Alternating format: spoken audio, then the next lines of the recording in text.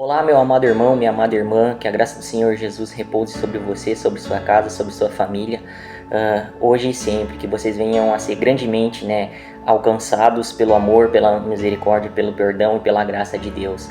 Amém? Antes de iniciar, no tema e na palavra de hoje, eu gostaria de pedir para você se inscrever aqui no canal, se essas palavras, se esse vídeo, eles têm feito algum sentido, eles têm te ajudado de alguma forma, que você me ajude também a alcançar cada vez mais e mais pessoas, curtindo, se inscrevendo no canal, curtindo e compartilhando essas mensagens, amém? Então, a palavra que Deus me deu para trazer hoje é a respeito do perdão, E estudando mais sobre essa palavra, sobre o perdão, eu cheguei no seguinte questionamento: será que é possível alguém ter caminhado para tão longe assim que Deus não possa restaurar, que Deus não possa transformar a vida dessa pessoa? Será que pode que alguém tenha cometido um pecado tão grande, que esse pecado seja imperdoável, que essa pessoa não possa mais ser regenerada e alcançada pelo amor, pelo perdão, e pela misericórdia e pela graça de Deus? Então eu cheguei a esse questionamento, e eu fui estudar a palavra para ver se existia alguém que tivesse um pecado tão grande assim, que não pudesse ser perdoado ou ser transformado, E eu cheguei à conclusão, tá? Hoje eu quero falar com vocês a respeito da história de Manassés. Manassés, ele foi filho do rei Ezequias, E a história vai falar que ele foi um dos piores reis da história de Israel, por mais que ele fosse filho do rei Ezequias, que foi justamente o contrário dele, O rei Ezequias foi um dos melhores reis, que Israel já teve, Foi um rei que destruiu os altares idólatras, que restaurou o culto, e a adoração verdadeira ao Deus verdadeiro, Mas o filho dele fez completamente o contrário, amados, e é isso que a gente vai ver aqui hoje.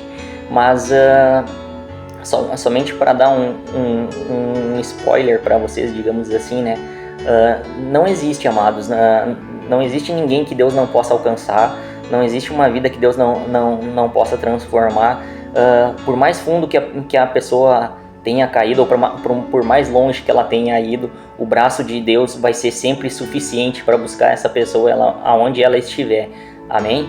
Então vamos começar a falar um pouquinho, da história do rei Manassés. O rei Manassés, ele começou a reinar em Judá com 12 anos de idade, E lá em 2 Crônicas 33 você vai ter uma ideia da perversidade e da crueldade que foi o governo desse homem, O texto vai dizer que a palavra inteira, que fala sobre o rei Manassés, vai dizer que ele fez o oposto do seu pai, que ele corrompeu, o culto, o culto de louvor, de adoração a Deus, que ele se corrompeu e misturou, se misturou com feitiçaria, bruxaria, e com todo tipo de religiões que haviam, nas cidades vizinhas ali de Israel. Então, lá em 2 Crônicas 33, vai dizer, inclusive, que ele adorava a Moloque, E que num desses cultos de louvor, adoração e sacrifício a Moloque, ele chegou a sacrificar e a queimar os próprios filhos. Olha isso, amados.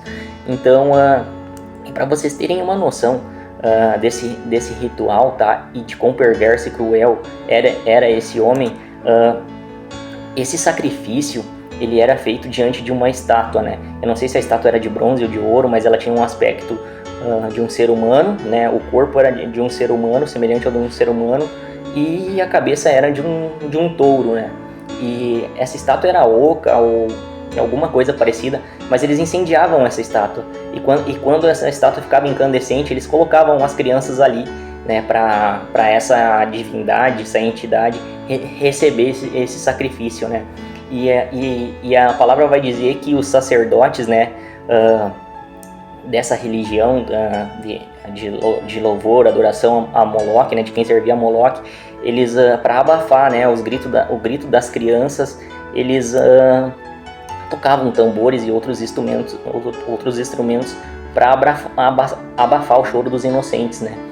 E só que a palavra vai dizer que não adiantava, né, que era uma coisa tão cruel e tão perversa, que o choro dos inocentes era ouvido até mesmo para fora da cidade de Jerusalém, né. Então, para você ver o tamanho da perversidade da pessoa, né.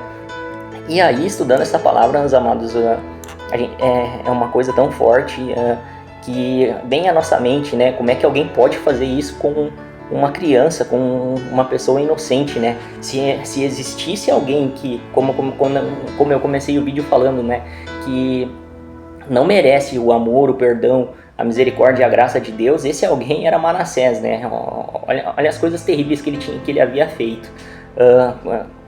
A palavra diz que ele encharcou o solo de Jerusalém, né, de Judá, de uma extremidade à outra com sangue inocente, né.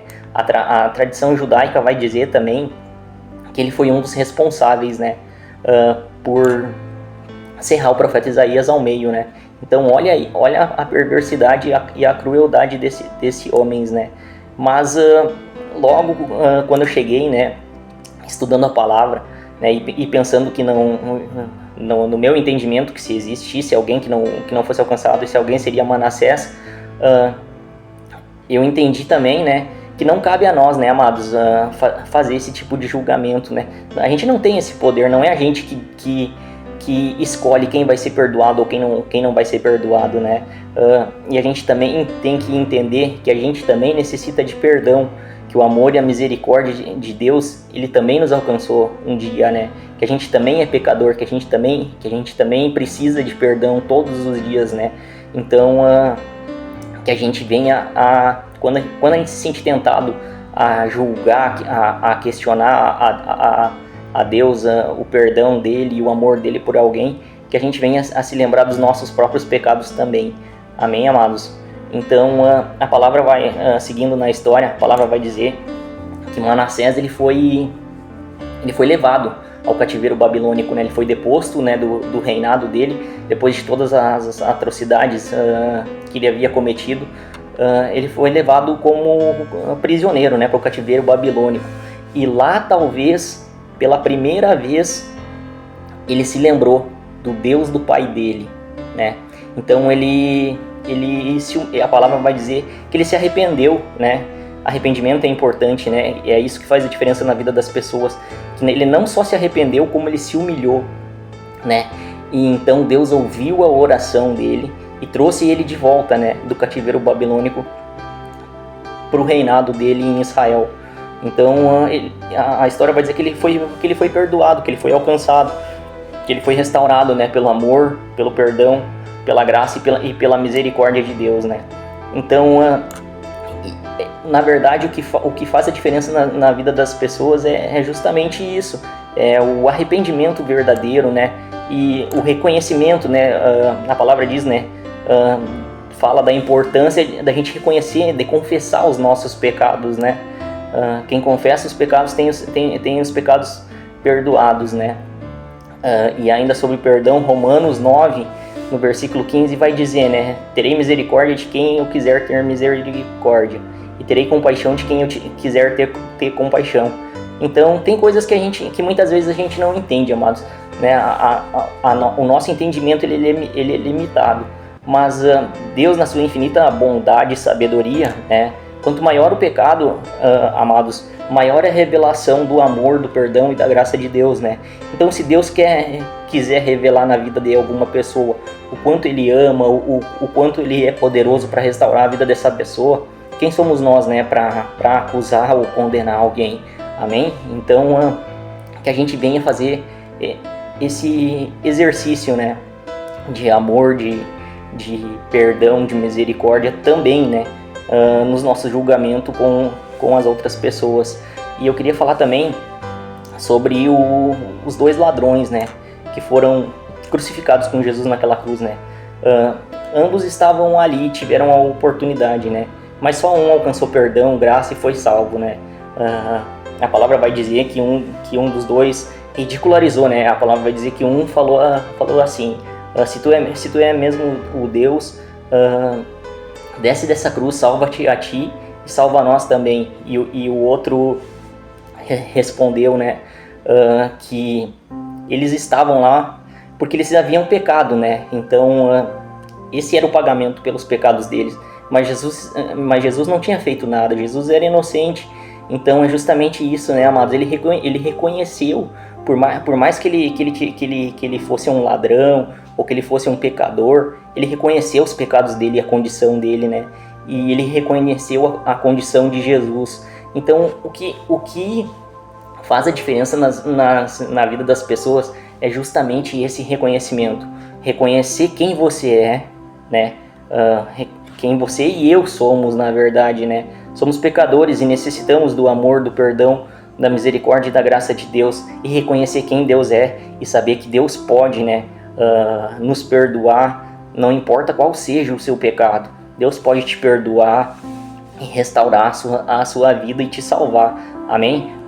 Aqueles dois homens estavam do lado da cruz, né? Um foi condenado e eu creio que foi para o inferno, os amados. Mas o outro, apesar de condenado nessa vida, ele saiu de condenado para um reino eterno, né? Como alguém que foi salvo, né? Que foi alcançado, né? Jesus fala para ele, né? Quando ele diz, né? Senhor, lembra-te de mim quando entrares no teu reino. E Deus olha para ele e fala: hoje mesmo você estará comigo no paraíso. Olha que tremendo isso, né, amados? Aqui ele foi condenado, né? Mas lá, no outro reino, no reino de Deus, ele foi salvo. Amém? Então, é isso que importa. É a gente se arrepender dos nossos pecados e ser alcançado pelo amor, pelo perdão e pela graça de Deus. Amém? Que Deus possa ter falado com você, assim como Ele falou também comigo. E que essa palavra venha a frutificar no seu coração, amém? Que mais e mais pessoas venham a ser alcançadas por esse amor, por esse perdão que nos alcançou um dia e que pode alcançar ainda mais pessoas. A palavra vai dizer, só pra gente finalizar também, que Deus não nos promete uma mudança pequena, né? Em Isaías capítulo 1, versículo 18, Deus nos desafia, né? Vinde então e olhe, diz o Senhor, ainda que os vossos pecados sejam como a escarlata, eles se tornarão brancos como a neve. Ainda que vermelhos como o carmesim se tornarão brancos como a lã, né? Então Deus não nos diz que a gente vai melhorar um pouquinho depois de ser perdoado por Ele, né? Ele diz que a gente vai mudar bastante, né? Que o perdão deles é capaz de nos tornar mais alvos do que a neve, né? Então muitas vezes talvez você mesmo se tenha uma autocondenação, né? Se sinta imundo muitas vezes, né? Por causa dos seus pecados, mas Deus é capaz de te purificar e te limpar, seja qual for o seu pecado, amém? Que você possa a partir de agora confiar nessa promessa e nessa palavra, né? Deus pode transformar a sua vida e te perdoar e te lavar dos teus pecados, amém? Ele é poderoso para cumprir essa promessa na sua vida e na minha. E se houve perdão para Manassés e para o ladrão da cruz, eu tenho certeza que há perdão para mim e para você também. Amém, amados? Deus é poderoso para perdoar e mudar as nossas vidas. Mas se Deus ele nos alcançou com seu amor, com seu perdão, com a sua graça e com a misericórdia, se Ele nos alcançou um dia, quem somos nós, né, para julgar quem pode ou não ser perdoado ou ser alcançado? Amém, amados? Então que a gente venha, né, a estar sempre conscientes, né, de que Deus pode transformar qualquer vida e pode perdoar e salvar a quem Ele quiser, como ele fez conosco um dia, amém? Que essa palavra possa ter falado ao seu coração, que essa palavra venha contribuir, né, para o seu crescimento na fé. Que Deus abençoe você, sua casa, sua família, e até o próximo vídeo. Se inscreva nesse canal, compartilhe para que a gente possa alcançar mais e mais pessoas.